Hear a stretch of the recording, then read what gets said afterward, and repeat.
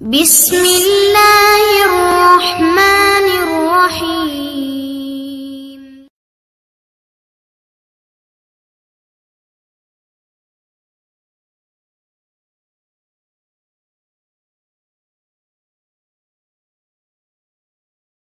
بسم اللہ الرحمن الرحیم۔ السلام علیکم، امید کرتے ہیں آپ سب خیریت سے ہوں گے۔ ایک حدیث میں ہے جو آدمی 10 محرم الحرام کا روزہ رکھتا ہے اس کے لیے 10,000 فرشتوں کی عبادت کا ثواب لکھا جاتا ہے۔ جو آدمی 10 محرم الحرام کو 1000 بار سورہ اخلاص کا وظیفہ کرتا ہے، اللہ تعالیٰ اس پر خصوصی نظر رحمت فرماتا ہے اور اس کا نام صدیقین میں لکھا جاتا ہے۔ عاشوراء کے دن اصحاب کہف اپنے پہلو بدلتے ہیں۔ 9 اور 10 محرم الحرام کا نام عاشوراء اس لیے پڑا کیونکہ اللہ تعالیٰ نے انبیاء اکرام کی ایک جماعت کو اس دن خصوصی عظمت عطا فرمائی۔ حضرت آدم علیہ السلام کو برگزیدہ کیا، حضرت ادریس علیہ السلام کو اپنی طرف اٹھایا، حضرت نوح علیہ السلام کی کشتی کو جودی پہاڑ پر ٹھہرایا۔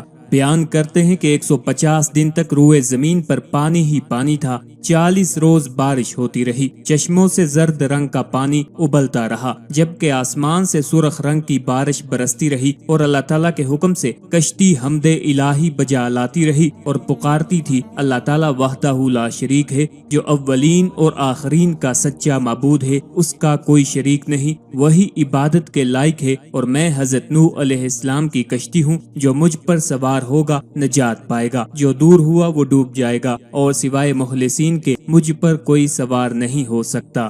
حضرت نوح علیہ السلام اپنے مکان کی چھت پر کھڑے ہو کر ہر مخلوق کو آواز دے رہے تھے، آ جاؤ انسانوں، پرندوں، درندوں، نجات دینے والی کشتی میں سوار ہو جاؤ۔ حضرت حمدانی بیان کرتے ہیں کہ اللہ تعالیٰ نے جب حضرت نوح علیہ السلام کو کشتی بنانے کا حکم دیا تو انہوں نے 1,24,000 تختوں سے اسے بنایا تھا۔ ایک تختے پر ایک نبی کا اسم گرامی نقش کیا، آخری تختے پر خاتم الانبیاء صلی اللہ علیہ وآلہ وسلم کا نام نامی اسم گرامی تحریر کیا۔ جب کشتی مکمل ہوئی تو مزید 4 تختوں کی ضرورت پیش ہوئی، جب وہ لائے گئے تو ان پر خلفائے راشدین کا نام لکھا ہوا تھا۔ اللہ تعالیٰ کا ارشاد ہوا، میں نے اپنے حبیب صلی اللہ علیہ وآلہ وسلم اور ان کے پیارے خلفاء کے نام ظاہر فرمائے تاکہ کشتی بحفاظت رہے۔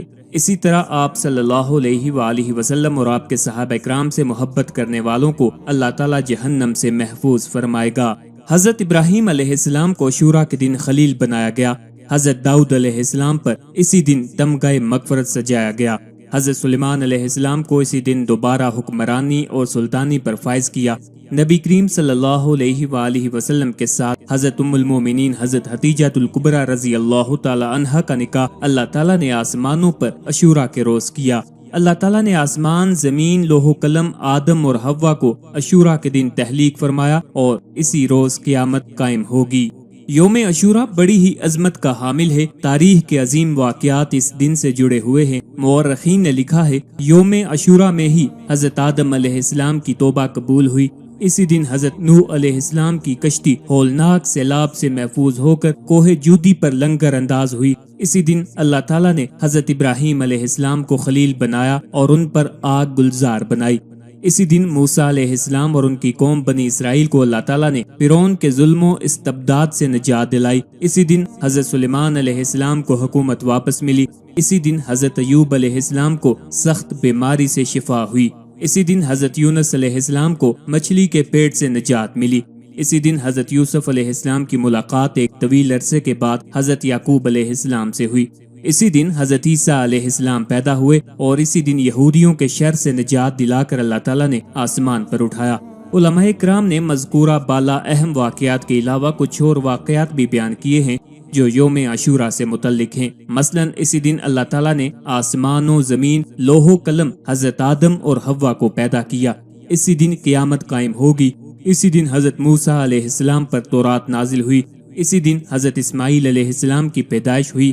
اسی دن دنیا میں پہلی بار باران رحمت یعنی رحمت کی بارش ہوئی۔ اسی دن حضرت یوسف علیہ السلام کو قید خانہ سے رہائی نصیب ہوئی اور مصر کی حکومت ملی۔ اسی دن رسول اللہ صلی اللہ علیہ وآلہ وسلم کا حضرت حتیجہ الکبریٰ رضی اللہ تعالی عنہا سے اللہ تعالیٰ نے آسمان پر نکاح فرمایا۔ اسی دن ابو لولو مجوسی کے ہاتھوں سے مصلی رسول صلی اللہ علیہ وآلہ وسلم پر حضرت فاروق اعظم رضی اللہ تعالی عنہ نے زخمی ہو کر جام شہادت نوش فرمایا۔ اسی دن کوفی فریبکاروں نے حضرت امام حسین رضی اللہ تعالیٰ عنہ کو شہید کیا۔ اسی دن قریش خانہ کعبہ پر غلاف ڈالتے تھے۔ اسی دن حضرت یونس علیہ السلام کی قوم کی توبہ قبول ہوئی اور ان کو اللہ تعالیٰ نے عذاب سے نجات دی۔ آج کی ویڈیو میں انشاءاللہ العزیز آپ کو خواب میں ماہ محرم الحرام اور عاشوراء یعنی 10 محرم کو دیکھنے کی مکمل تعبیریں بتائیں گے۔ یہ تمام تعبیریں آپ کو مستند و جید فقہاء اور علماء کی کتب سے استفادہ کر کے بتائی جا رہی ہیں، جن میں خاص طور پر حضرت امام ابن سیرین رحمۃ اللہ علیہ اور حضرت اسماعیل نابلسی رحمۃ اللہ علیہ کی کتب شامل ہیں۔ خوابوں کی یہ تعبیریں بتانے سے پہلے آپ سے گزارش ہے، اگر ابھی تک آپ نے ہمارے چینل کو سبسکرائب نہیں کیا تو سب سے پہلے ہمارے چینل کو سبسکرائب کر لیں تاکہ آپ کو ہر نئی ویڈیو بآسانی اور سب سے پہلے ملتی رہے۔ ماہ محرم الحرام میں دیکھے گئے خواب صحیح ہوتے ہیں، خطا نہیں جاتے۔ خواب میں ماہ محرم الحرام دیکھنا کشادگی، قید سے رہائی اور بیماریوں سے شفا پر دلالت کرتا ہے۔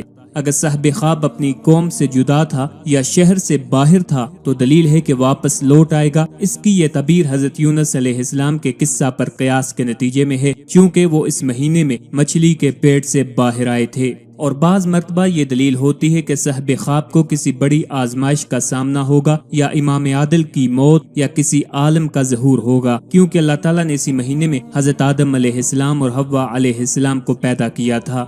اگر صاحب خواب عاصی ہے تو گناہ سے توبہ نصیب ہوگی، کیونکہ اللہ تعالیٰ نے اسی مہینہ میں حضرت آدم علیہ السلام کی توبہ قبول کی تھی۔ اگر صاحب خواب کو کسی منزلت کی امید ہو تو خواہش پوری ہوگی، چونکہ اللہ تعالیٰ نے اسی مہینے میں حضرت ادریس علیہ السلام کو مقام رفیع و عالی تک پہنچا دیا تھا۔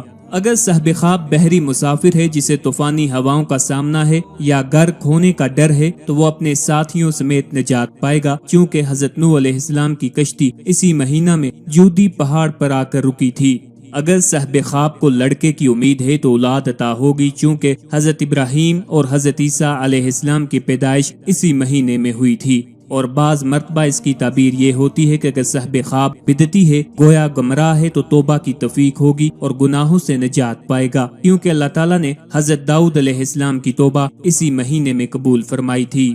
اگر صاحب خواب اپنے عہدے سے معزول تھا تو دلیل ہے کہ منصب واپس مل جائے گا، کیونکہ اللہ تعالیٰ نے حضرت سلیمان علیہ السلام کو منصب یعنی بادشاہت اسی مہینے میں عطا کی تھی۔ اگر صاحب خواب فقیر ہے تو مالدار ہو جائے گا، بیمار ہے تو صحت یابی ہوگی، کیونکہ اللہ تعالیٰ نے حضرت ایوب علیہ السلام کو اسی مہینے میں شفا عطا فرمائی تھی۔ اور بعض مرتبہ اس کی تعبیر یہ ہوتی ہے کہ صاحب خواب بادشاہوں اور ان کے متعلقین کے پاس قاصد بیچتا ہے یا ان سے حصہ حاصل کرتا ہے، کیونکہ حضرت موسیٰ علیہ السلام سے اللہ تعالیٰ نے کلام اسی مہینے میں فرمایا تھا۔ حضرت امام ابن سیرین رحمۃ اللہ علیہ نے فرمایا کہ اگر خواب میں عاشورے کا دن دیکھے یعنی کہ 9 یا 10 محرم کا دن دیکھے، دلیل ہے کہ مراد کو پہنچے گا۔ فرمانے باری تعالیٰ ہے، آج میں نے اپنا دین تم پر کامل کر دیا ہے اور اپنی نعمت تم پر پوری کر دی ہے۔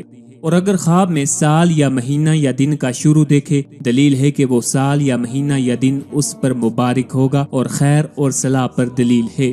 آخر پہ آپ سے التماس ہے ہمارے وظائف کو، عملیات کو اور خوابوں کی ان تعبیرات کی ویڈیوز کو اپنے دوستوں، اپنے چاہنے والوں کے ساتھ بھی شیئر کیا کریں تاکہ زیادہ سے زیادہ لوگ ان سے استفادہ حاصل کر سکیں۔